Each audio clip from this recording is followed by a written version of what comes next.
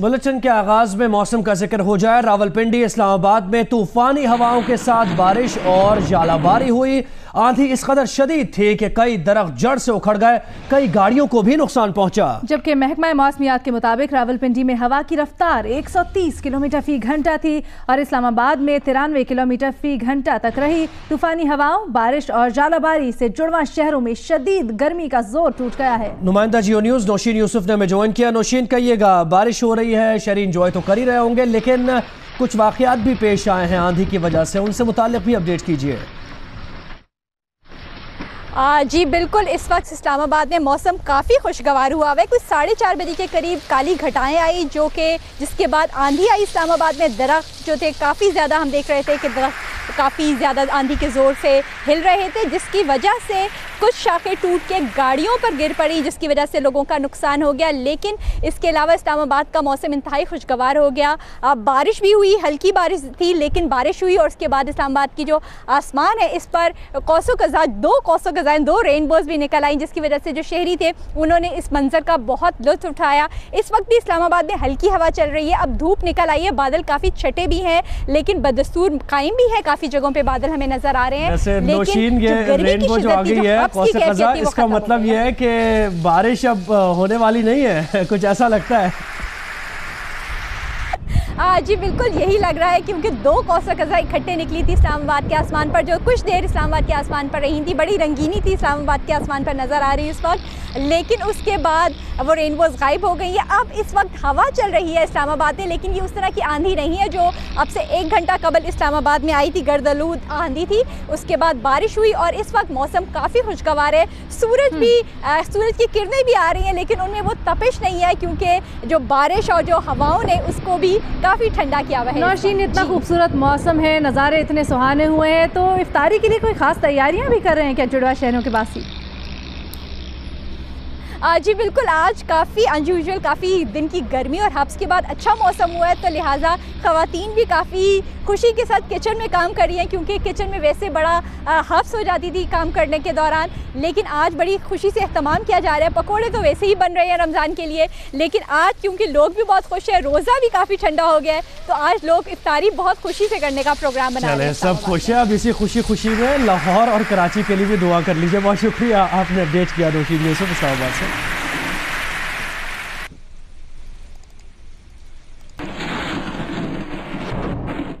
और रावलपिंडी की सूरत हाल से आपको अपडेट करते हैं। रावलपिंडी इस्लामाबाद में तूफानी हवाओं के साथ होने वाली बारिश से क्या नुकसानात हुए हैं ये भी जान लेते हैं, और ये बता रहे हैं हमें जियो न्यूज़ के नुमाइंदे आजम मलिक। रोड के ऊपर शदीद आंधी और तूफान की वजह से यहाँ पर दरख्त रोड के ऊपर गिरे हैं। बिल्कुल यहाँ पे ट्रैफिक का निज़ाम मुअत्तल हो गया।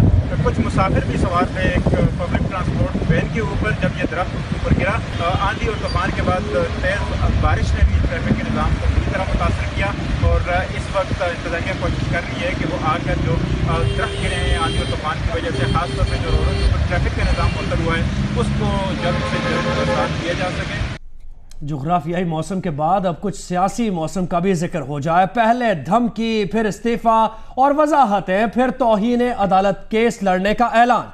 चंद दिन में कई पैंतरे बदलने वाले निहाल हाशमी ने एक और यू टर्न ले लिया। नून लीग के निहाल हाशमी ने सेनेटरशिप से इस्तीफा वापस ले लिया। चेयरमैन सेनेट से मुलाकात में कहा कि इस्तीफा शदीद दबाव में दिया, कबूल ना किया जाए। निहाल हाशमी ने धमकी आमेज तकरीर सामने आने के बाद 31 मई को वजीर आजम के हुक्म पर सेनेट की नशिस्त से इस्तीफा दिया था। कौन सा बयान हकीकी है और कौन सा ड्रामा? धमकी असली थी या वजाहत? जोश खिताबत अपने बलबूते पर दिखाया या किसी और की शय थी? एक मुअम्मा है समझने का ना समझाने का। ये वही निहाल हाशमी है जिन्होंने पानामा केस की GIT के अरकान और जजेस को धमकियां देकर हंगामा खड़ा कर दिया था। हिसाब लेने वालों, हम तुम्हारा यौम हिसाब बना देंगे। जिन्होंने भी हिसाब लिया है और जो ले रहे हैं, कान खोल के सुन लो, हमने छोड़ना नहीं तुमको। आज हाजिर सर भी तो कल रिटायर हो जाओगे। तुम्हारे बच्चों के लिए, तुम्हारे खानदान के लिए पाकिस्तान की जमीन तंग कर देंगे हम। मगर जब 1 जून को सुप्रीम कोर्ट में पेश हुए तो गैर मशरूत माफी मांगी और अदालत के बाहर रुंधी हुई आवाज में वजाहतें देते नजर आए। मेरा अल्लाह शाहिद है मैंने किसी इदारे के ख़िलाफ़ नहीं बात की। मैं अदलिया का बहुत एहतराम करता हूँ। अल्लाह को जवाब दे, अल्लाह देख रहा है। मगर चंद दिन में ही ऐसी काया पलटी की गैर मशरूत माफी वापस ले ली और तौहीन अदालत का केस लड़ने का ऐलान कर दिया। मैंने जुर्म नहीं किया है, मुझे अनहद सजा ना दिया जाए। मुझे सजा नहीं दी जा सकती जब तक मुझे सफाई का मौका ना दिया जाए। और आज निहाल हाशमी ने वजीर आजम नवाज शरीफ के हुक्म पर अपने हाथों से लिखा हुआ इस्तीफा भी वापस ले लिया। चेयरमैन सेनेट से मुलाकात में निहाल हाशमी ने कहा कि उन्होंने वो इस्तीफा शदीद दबाव में दिया था, उसे कबूल न किया जाए। ये वही इस्तीफा है जिसका नून लीग के रहनुमा क्रेडिट लेते नजर आते थे और अब बेबसी का इजहार कर रहे हैं। अगर उन्होंने एक दफा इस्तीफा दे दिया था लीडरशिप के कहने पे तो उसमें स्टिक करना चाहिए था। उन्होंने वापस ले लिया इस्तीफा। पूरी पार्लिमानी पार्टी जो फैसला लीडरशिप ने किया है उसके साथ खड़ी है। निहाल हाशमी का मजीद अहवाल ये कि जिस फुर्ती से इस्तीफा दिया उसी फुर्ती से वापस भी ले लिया। फुर्ती दिखाने की कोशिश में चेयरमैन की स्पेलिंग भी गलत हो गई। इस्तीफा वापस लेने की दरखास्त में चेयरमैन को चारमैन लिख दिया। ये आप स्पेलिंग अपनी स्क्रीन पर भी देख सकते हैं, जहां चेयरमैन की स्पेलिंग CHARIMN लिखे हुए हैं।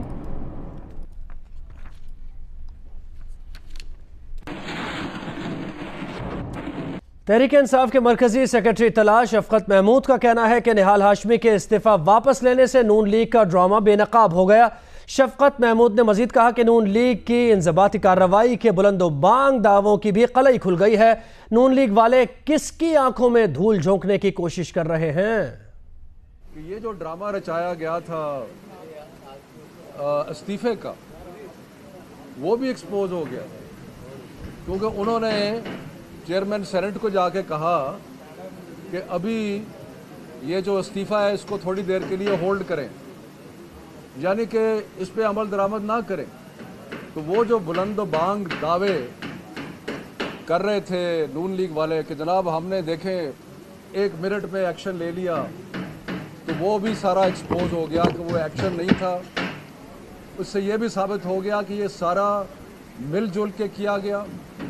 निहाल हाशमी को तैयार किया गया, उसे कहा गया कि ये चीज़ें कहे। अभी मुशाहिदुल्लाह साहब फरमा के गए हैं कि उन्होंने जो इस्तीफ़ा वापस लिया है वो पार्टी पॉलिसी की खिलाफ वर्जी की है।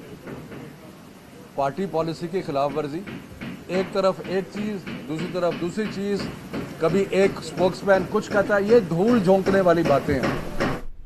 जबकि सेनेट में अपोजिशन लीडर एतजाज अहसन ने मीडिया से गुफ्तगू में कहा कि वजीर आजम नवाज शरीफ निहाल हाशमी के पीछे खड़े हैं।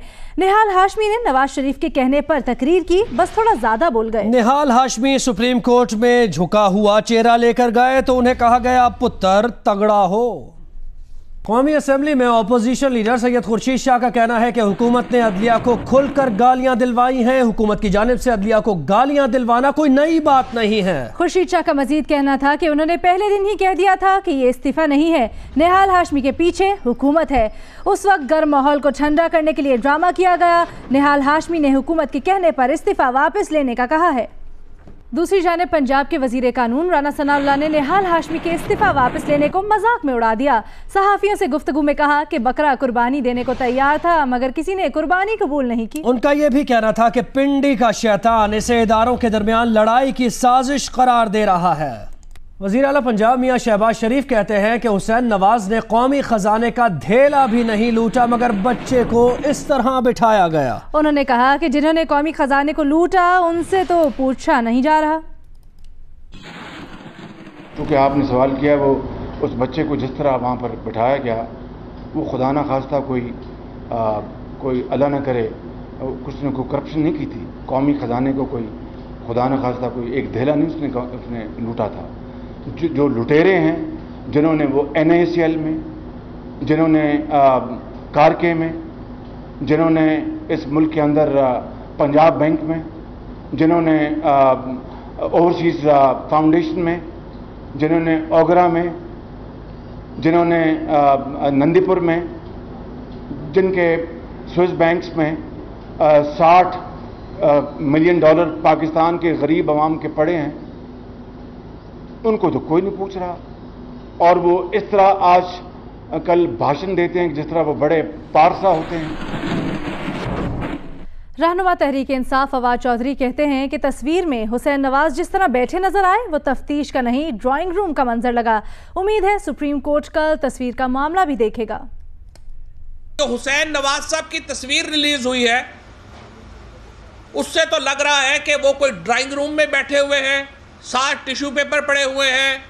क्रिमिनल इन्वेस्टिगेशन तो बहरहाल वो हमें नहीं लगी। जो छोटे चोर हैं उनको तो पुलिस मार मार के या जो इन्वेस्टिगेशन करती है वो सभी को पता है, और जो खरबों के चोर हैं उनको इन्वेस्टिगेशन एजेंसीज भी उतना ही एहतराम देती हैं।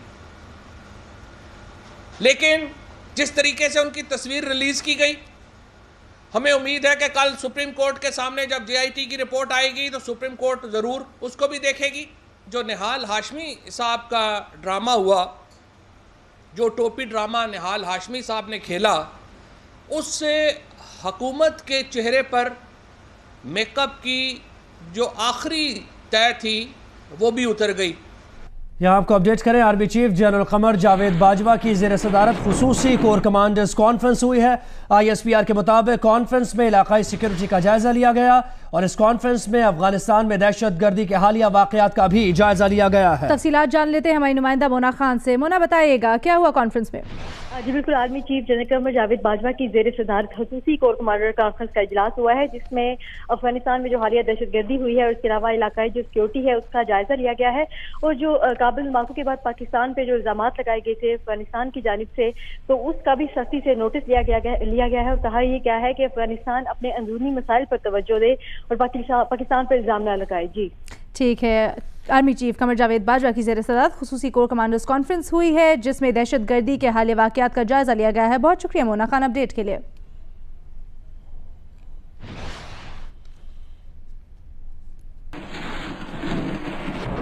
आपको लिए चलते हैं नथिया गली, जहां तहरीक इंसाफ के रहनुमाओं की प्रेस कॉन्फ्रेंस जारी है। मगर जो मैं आपको अर्ज करना चाहता हूं कि ये जिस नजरिए पे काम कर रहे थे 35 साल से एक ही जगह खड़े थे, आखिर क्या वजह थी कि इन्होंने फैसला किया कि अब पाकिस्तान तहरीक इंसाफ में ये शमूलियत इख्तियार करें? क्योंकि पाकिस्तान तहरीक इंसाफ अब वो वाहिद सियासी पार्टी रह गई है जो कि स्टेटस को के ख़िलाफ़ है, जो गरीब आवाम का ख्याल करती है, जो इस मुल्क में इंसाफ लाना चाहती है।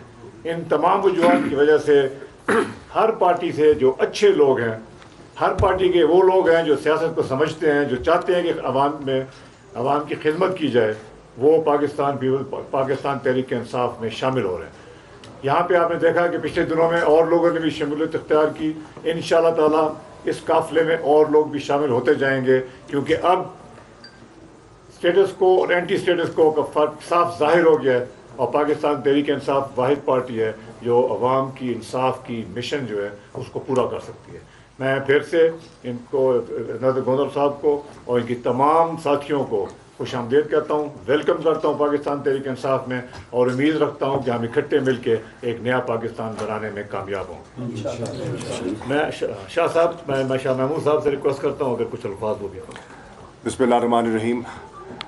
आज तहरीक इंसाफ के लिए बड़ा खुशाइंद ये लम्हा है कि मंझे हुए सियासी ख़ानदान से ताल्लुक़ रखने वाले जनाब नज़र गोंदल साहब हम असेंबली में भी इकट्ठे रहे हैं, काबीना में भी इकट्ठे रहे हैं, और मेजर जुल्फ़िकार गोंदल साहब कौमी असेंबली में। पाकिस्तान पीपल्स पार्टी के नज़र मोहम्मद गोंदल की तहरीक इंसाफ में शमूलियत के बाद प्रेस कॉन्फ्रेंस कर रहे हैं। पाकिस्तान तहरीक इंसाफ के सीनियर रहनुमा और PTI चेयरमैन इमरान खान भी मौजूद हैं। खबरों का सिलसिला आगे बढ़ाते हैं। आपको बताएं कि दोहा एयरपोर्ट पर 2 दिन से फंसे तकरीबन 500 पाकिस्तानी शदीद परेशान है। दोहा एयरपोर्ट पर कतर एयरवेज के पाकिस्तानी मुसाफिरों को फंसे हुए 40 घंटे हो गए हैं। अब तक आज़मीन उम्रा समेत दीगर पाकिस्तानियों को होटल मुंतकिल नहीं किया गया। खवातीन, बच्चों, मुअम्मर आज़मीन उम्रा समेत दीगर मुसाफिरों ने रात कुर्सियों और फर्श पर गुजारी। हमें एयरपोर्ट पर कोई सहूलत नहीं दी जा रही। पाकिस्तानी मुसाफिरों ने ये शिकायत भी की हैं। कतर पर पाबंदियां आयद किए जाने के बाद कतर एयरवेज की परवाजें सऊदी अरब के लिए बंद हो गई हैं। पाबंदी से कबल कराची और लाहौर से कतर एयरवेज की परवाजों के जरिए सैकड़ों पाकिस्तानी मुसाफिर दोहा पहुँच चुके थे, जिनमें बड़ी तादाद उम्रा ज़ायरीन की भी थी। इन्हें अगली परवाज के जरिए सऊदी अरब जाना था। अब ये तमाम मुसाफिर हालत एहराम में 2 दिन से परेशान हाल दोहा एयरपोर्ट पर पड़े हैं। एविएशन कवानीन के तहत परवाज़ों में गैर मामूली ताख़ीर की सूरत में एयरलाइन मुसाफिरों को रिहाइश फराहम करने की पाबंद होती है, लेकिन कतर एयरवेज ने पाकिस्तानी मुसाफिरों का कोई ख्याल नहीं रखा। ख़वातीन, बच्चों और मौमर आज़मीन उम्रा समेत तमाम पाकिस्तानी मुसाफिरों ने रात फर्श पर सोकर गुजारी। मुसाफिरों ने शिकायत की कि पाकिस्तानी सिफारत खाना भी इन पर कोई तवज्जो नहीं दे रहा। इधर पाकिस्तान में एविएशन ज़राए का कहना है कि कतर एयरवेज को 3 दिन पहले से ही सऊदी पाबंदियों का अंदाज़ा था, इसलिए उन्होंने पाकिस्तान में अपनी टिकटों की इंतहाई कम कीमत पर सेल शुरू कर दी थी। दूसरी जानिब PIE तर्जुमान का कहना है कि कतर में फंसे पाकिस्तानियों को सफरी सहूलत फराहम करने के सिलसिले में हुकूमती हिदायत के मुंतज़िर हैं। तारिक अबुल हसन, जियो न्यूज़, कराची। कतर में फंसे सैकड़ों पाकिस्तानी उम्रा ज़ायरीन को सऊदी अरब पहुंचाने के मुतबादिल इंतजामात किए जाने की इत्तलात हैं। इसी बारे में बात करेंगे, नुमाइंदा जियो न्यूज़ अदनान मलिक ने हमें ज्वाइन किया है। अदनान बताएगा, सुबह इत्तलात थी कि इंतजामात कर लिए गए हैं, क्या इस पर अमल शुरू किया गया है? जी, ये जो इंतजामात किए गए थे 550 के करीब जो है उम्रा ज़ायरीन थे जो कतर में फंस गए थे, उनको मस्कत की जो है एयरलाइन, ओमान एयरलाइन के जरिए उनको वहाँ पे मस्कत पहुँचाया जाना था और मस्कत के बाद उनको सऊदीया में जद्दा पहुँचाया जाना था। और इस सिलसिले में ओमान एयर हुकूमत ने जो है वो उन्होंने इंतजामात किए थे और तकरीबन आज सुबह 7 बजे जो वहाँ का मुकामी वक्त है उसके मुताबिक 400 के करीब मुसाफिर जो है उनको वहाँ पहुँचा दिया गया था मस्कत, और उसके बाद 150 मुसाफिर रह गए थे, उन्हें अब वहाँ के मुकामी वक्त के मुताबिक दोपहर 2:30 पर मस्कत पहुँचाया जाना था, जहाँ से आगे इंतजामात किए गए थे मस्कत से जद्दा के लिए।